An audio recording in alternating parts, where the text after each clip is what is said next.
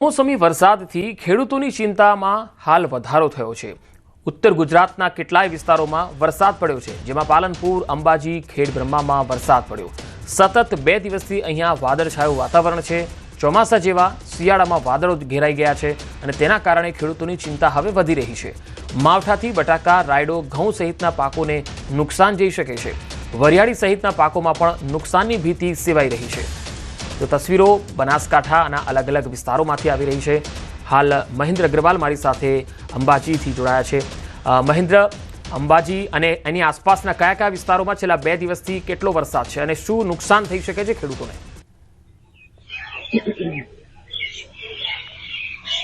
पंकज, बिल्कुल आपने बतावी दूं कि जे रीते आगाहीकारो डिसेम्बर मासमां वरसादनी आगाही, कमोसमी वरसादनी आगाही करी छे ते पूर्वे ज कही शकाय छे कि नवेम्बर मासमां ज अंबाजी दांता पंथकमां जे छे वातावरणमां पलटो जोवा मळी रह्यो छे अने गईकाले जे रीते मोडी सांजे एकाएक वातावरणमां पलटो थयो हतो अने वरसादीना हळवा झापटा पण जोवा मळ्या हता अने चोक्कसपणे कही शकाय कि जे रीते आजे वहेली सवारे 9:30 वागे छे पण छतां पण बताववा मांगीश कि जे रीते तड़को निकळવો જોઈએ, जे रीते सूरज खिलવો જોઈએ ते रीते पण नथी अने आजे वहेली सवारथी ज कही शकाय छे कि जे आकाशमां जे छे ए धुम्मसभर्યું वातावरण जोवा मळी રહ્યું છે। सूरज जे छे जे खिलવું જોઈએ એ પણ હાલ તબક્કે વાદળોમાં ઘેરાયેલો હોય તેવું જોવા મળી રહ્યું છે અને આ જે હાલ તબક્કે જે વાતાવરણમાં પલટો આવી રહ્યો છે એ પલટાને લઈને ચોક્કસપણે કહી શકાય છે કે દાંતા પંથકમાં ખાસ કરીને જે ડાંગર જે છે ખેડૂતો વાવી છે એ ડાંગર કાપીને હાલ પૂળા બનાવીને જ્યારે ખેતરોમાં મૂકી રહ્યા છે ત્યારે તૈયાર પાક એટલે કે જે રીતે મફળી બગડી હતી તે જ રીતે આ ડાંગરનો પાક બગડે તેવું લાગી રહ્યું છે। ખેતરમાં જે ડાંગરના પૂળા પડેલા છે, જો હજી જો કોઈ વધારે વરસાદ પડે તો આ ચોક્કસપણે ડાંગરનો પાકને વધારે નુકસાની થઈ શકે છે। આગળ પહેલેથી જે રીતે મફળીના પાકને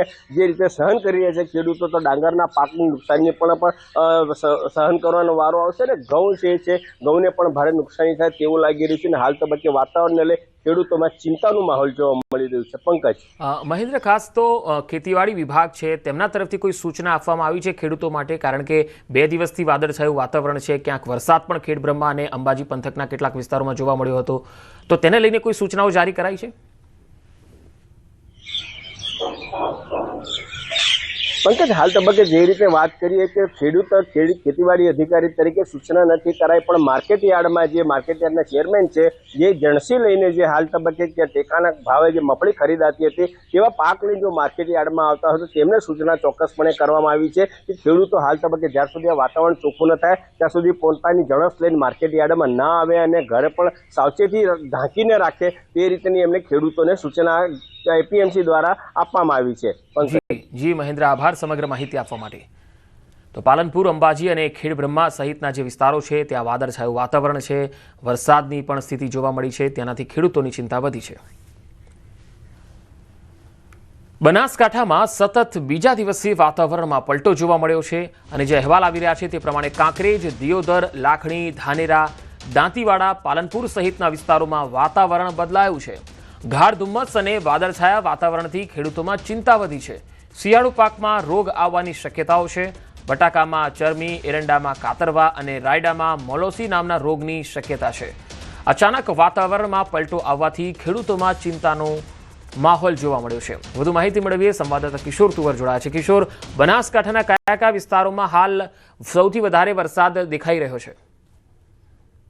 ચોક્કસથી પંકજ, 2 દિવસથી જે પ્રમાણે બનાસકાંઠા જિલ્લાના વિસ્તારોની અંદર વાતાવરણમાં પલટો આવ્યો છે તેને લઈને ખેડૂતો ચિંતિત બન્યા છે। ત્યારે ગઈકાલે સાંજે પાલનપુર પંથકમાં ધીમી ધારે કમોસમી વરસાદ પણ પડ્યો હતો અને પાલનપુર વિસ્તારમાં ગઈકાલે કમોસમી વરસાદ પડતા ખેડૂતો ચિંતિત બન્યા હતા। પરંતુ આજે વહેલી સવારથી જ બનાસકાંઠા જિલ્લાના અલગ અલગ વિસ્તારોમાં કાંકરેજ, દિયોદર, લાખણી, ધાનેરા, દાંતીવાડા તેમજ પાલનપુર સહિતના વિસ્તારોમાં વાતાવરણમાં પલટો આવ્યો છે અને ક્યાંક ગાઢ ધુમ્મસ તો ક્યાંક વાદળછાયું વાતાવરણ જોવા મળી રહ્યું છે।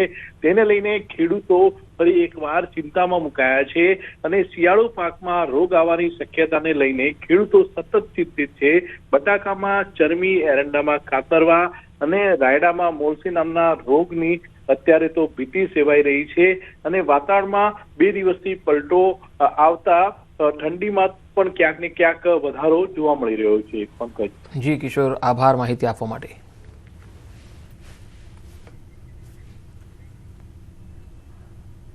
માવઠાથી આંબાના પાક પર માઠી અસરની શક્યતા જોવા મળી છે। વાત છે જૂનાગઢની, જ્યાં કેરી પકવતા જે ખેડૂતો છે તેઓ ચિંતિત બન્યા છે। આંબા પર મોર આવવાની જે પ્રક્રિયા હોય છે તે વિલંબમાં થઈ ગઈ છે। વાતાવરણમાં ભેજ રહેવાથી આંબાના પાકને અસર જોવા મળી। આંબાઓમાં ફ્લાવરિંગ ઓછું આવવાની સંભાવના છે। આંબામાં મોર આવવાની પ્રક્રિયામાં વિલંબ થતાં ખેડૂતોમાં ચિંતા વ્યાપી ગઈ છે। કેસર કેરીના ચાહકો નિરાશ થાય તેવી પરિસ્થિતિનું નિર્માણ થઈ રહ્યું છે।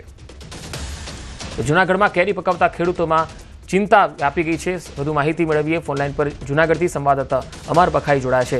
અમર, હાલ જે આંબા પર મોર આવવાની પ્રક્રિયા વિલંબમાં મુકાઈ છે તેની પાછળનું કારણ ખેડૂતો અથવા તો ખેતીવાડી વિભાગ શું માને છે? પંકજ, ચોક્કસ કે જે રીતે નવેમ્બર માસની અંદર જે આંબા ઉપર છે તે ફ્લાવરિંગ શરૂ થઈ જતું હોય છે, એટલે કે ખેડૂતોને એવું થઈ જતું હોય છે કે ચલો હવે કેરી છે તે આવતા વર્ષે સારી થશે। પરંતુ દર વર્ષે જે નવેમ્બર માસમાં જે આંબાના ઝાડમાં જે ફ્લાવરિંગ આવતું હતું તે આ વખતે નથી આવ્યું ને જેના કારણે આ વિલંબ થયો છે। એક જ કારણ છે કે જે માવઠું થયું છે અને જે ગ્લોબલ વોર્મિંગના કારણે જે વાતાવરણમાં વારંવાર જે પલટા આવે છે તેના કારણે આ વખતે કેરી છે તે કેરીની સિઝન મોડી શરૂ થાય તેવી એક સંભાવના છે। બીજી તરફ કેરીનો પાક પણ ઓછો આવે તેવી પણ એક સંભાવના છે। એટલે ક્યાંય પણ દેખાયા નથી। જુનાગઢ તથા સોરઠ પંથકની અંદર જે આંબાનું જ્યાં વધુ ઉત્પાદન છે કે જ્યાં કેરીનું વધુ ઉત્પાદન થતું હોય છે તે વિસ્તારની અંદર હજુ ફ્લાવરિંગ ન થતા ખેડૂતો છે જે ઇજારેદારો છે તે પણ એક ચિંતામાં આવી ગયા છે। જી અમર, આભાર માહિતી આપવા માટે।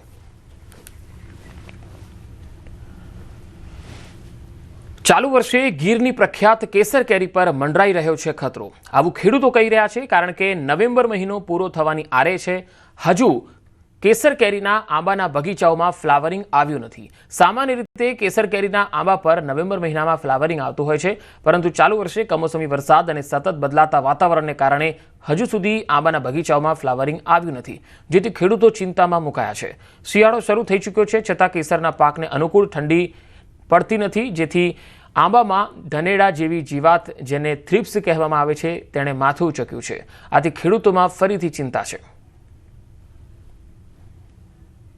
પાસ્તરો વરસાદના હિસાબે અંદર ભેજ જતો નથી, એના હિસાબે ઝાડવું કોરાઈ જાય છે। અને જો એ કોઈ હજી પાસ્તરામાં કોઈ આવે મોર આવે તો એ પાછો આવતી ઠંડીમાં શું પોઝિશન એની થાય એને હિસાબે હજી કોઈ અત્યારે કંઈ નક્કી જ ન કરી શકે। જે અત્યારે મોર આવવો જોઈએ એના બદલાને કોર આવી છે, કોરાઈ ગયા છે। એ બગીચા કદાચ ને જો મોડા ફૂટે તો જો ઠંડીમાં આવે તો પણ એમાં અમારે કોઈ બહુ પાક થવાની શક્યતા નહીવત છે। હવે બગીચા ફૂટે ટાઢમાં, એટલે ટાઢમાં કેરીને નુકસાન કરે।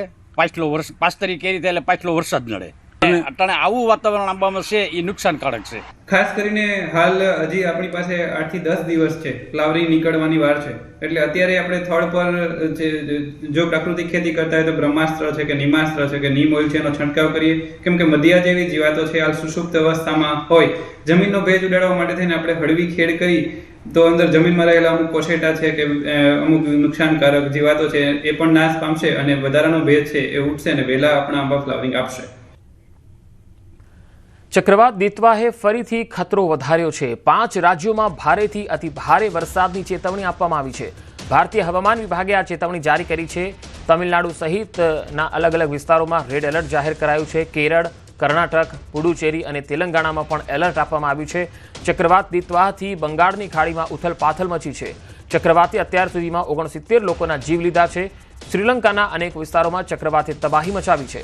મહત્વનું છે કે શ્રીલંકામાં તાજેતરમાં ચક્રવાત દિત્વાએ ભારે તબાહી મચાવી હતી। પૂર અને ભૂસ્ખલનમાં 69 લોકોના મૃત્યુ થયા। ડઝનબંધ હજુ પણ ગુમ છે।